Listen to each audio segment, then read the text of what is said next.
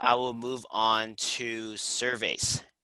As I mentioned briefly at the very beginning of this presentation, data instruments include forms. So I've mostly been focused on forms. So that's where part of the research team will go in, log in, and would enter the data on whether it's on behalf of the participants over the phone, or they're collecting it through doing, if it's a health research project, maybe they're doing a chart review, so reading the medical charts and then extracting the relevant information and entering it manually. The other form of, or the other way of collecting data within REDCap is surveys. Now, how do you do that? Well, how you do that would be, I believe I have another project ready. So in this project, I already have a basic demographic form. All surveys are basically a data instrument or form.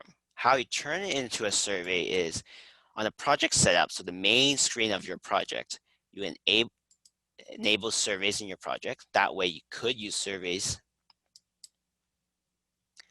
And once you enable it, you'll see that now there's an option for enabling this form as a survey, which I want to do that. So I press enable.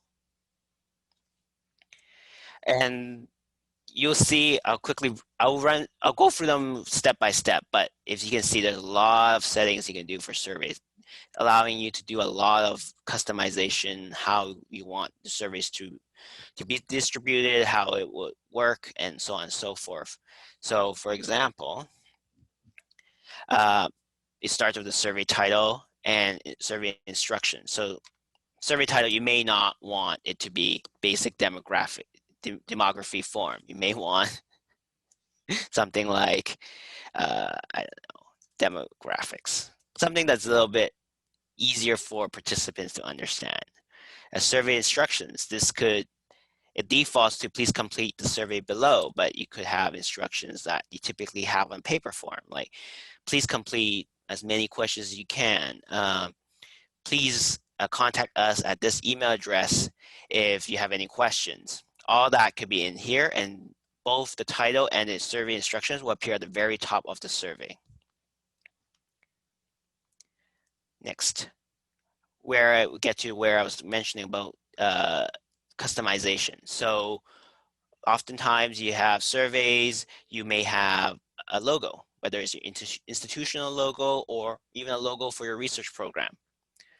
You can upload it and it'll appear at the top of the survey, just like the title and the survey instructions. And you even have the option to replace the title with the logo. So you only have the logo and not have the title. Next, enhanced radio buttons and checkboxes. So basically this, it's great for if you expect that a lot of people will be responding to your survey on mobile devices, whether it's iPads, tablets, smartphones, and it allows it to create buttons, bigger buttons for those options. That way it's easier to click, because as you can imagine, if you have your more traditional radio buttons or checkboxes, it may be difficult for people to click on the choices they want on a small screen. But these will make it a lot easier. Now, of course, because of bigger buttons, it will make the form or survey a little longer. So you will have to decide whether your surveys would be taken mostly on small devices or not. Similarly, you can make your text larger, very large. Font. There are a selection of font styles you can choose from. And even survey themes. So by default, it has the default blue, black text. But if you want, you could have flat white, plum, or if you even want to be even more customizable, you can even create your own theme.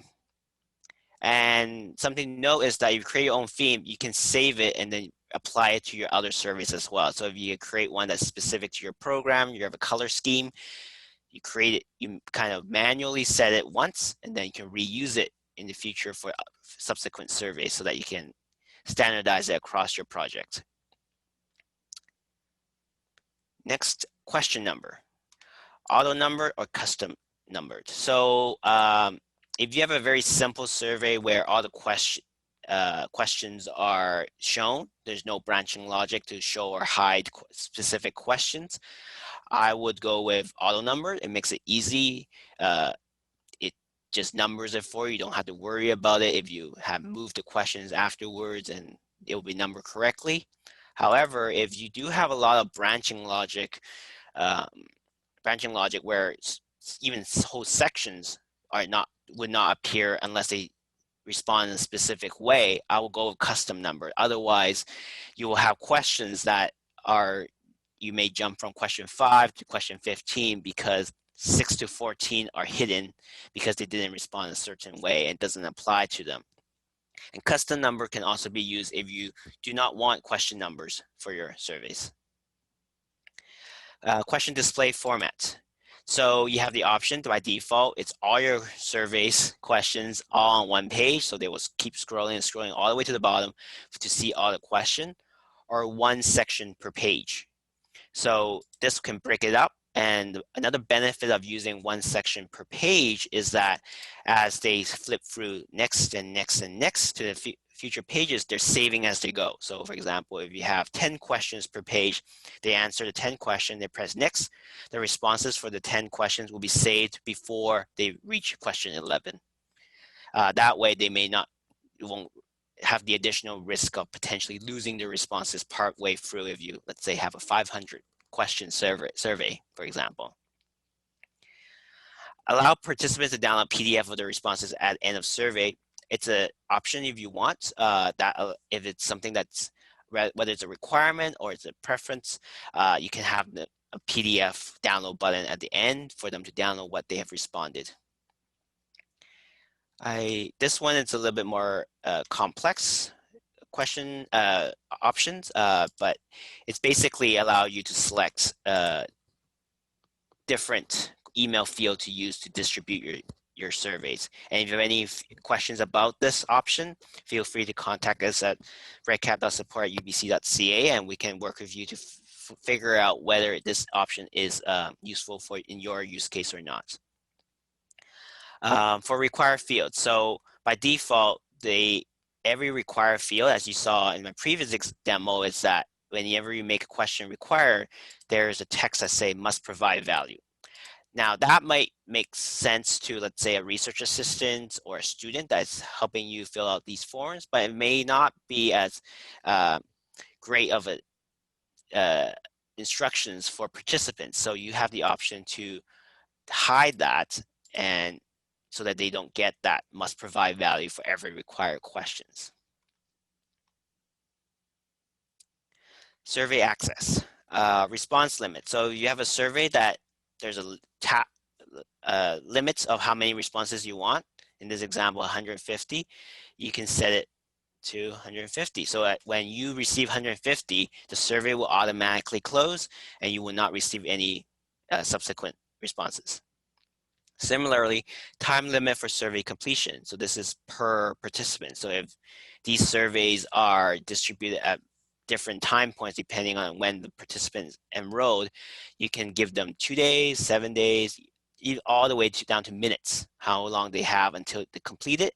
If they don't submit within that time frame, the survey will close. Survey expiration, it's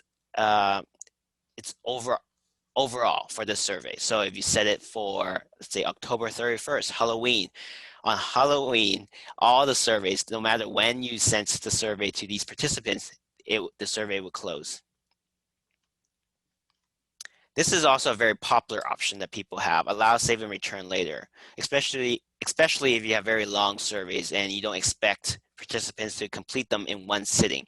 You can choose to have them, allow them to return, whether it's with a return code. So that's a 6-character, basically a password that's auto-generated and they have to write down. So next time they revisit the survey, they will have to enter that code to continue the survey. Or there is an additional option where I'll show you later called survey login, which can do something similar, but not with an auto-generated code. And similarly, with this option, you also can allow them to return and modify completed responses. So this is actually a perfect opportunity for me to mention that within REDCap, there's the concept of a completed survey. And what that means is that the participants has completed all required questions. So if you have surveys and you don't want to absolutely force for participants to respond to all the question, respond to those questions, you may encourage them to respond to the question, but don't want to force them to and set them as not required.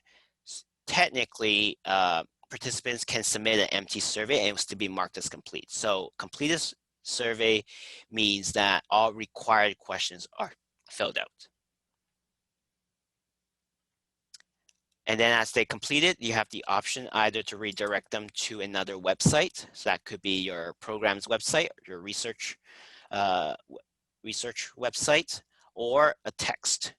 And to kind of relate back to earlier, an option for them to download a PDF of the responses, you will have to choose the survey completion text, have some text like, thank you for taking the survey, for them to have an interface for them to click on to download the PDF.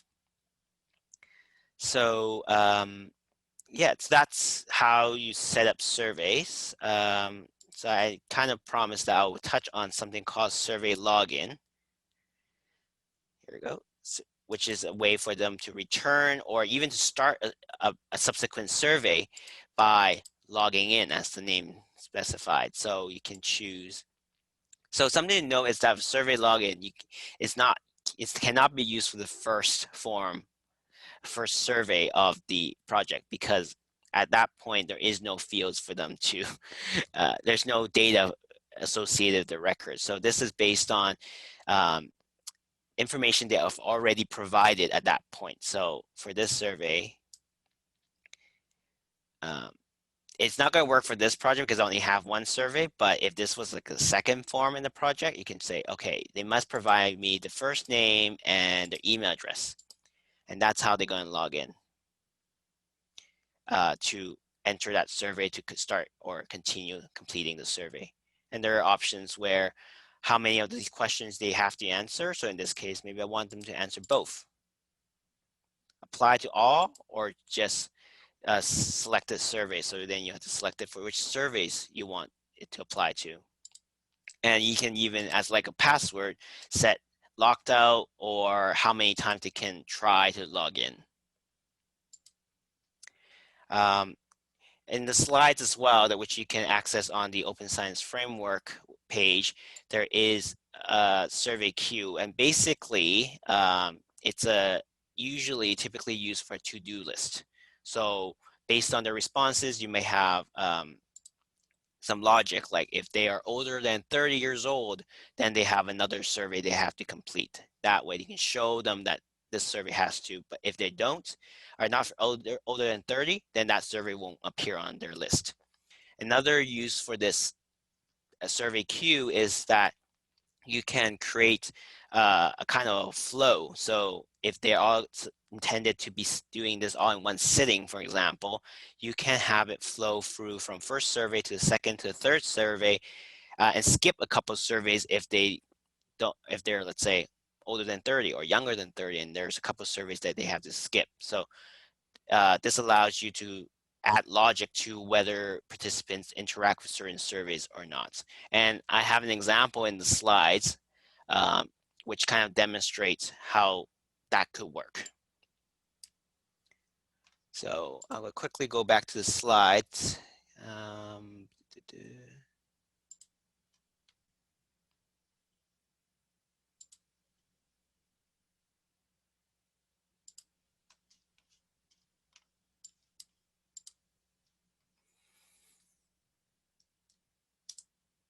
So here we go. Here's the example. So if they enter the date of birth and it's computed, so this example is that the completion project questionnaire will only show up if they're older than 18. So if they're 18 or older, it will show up on their list. However, if they're younger than 18, so in this case 17, it won't appear on their list.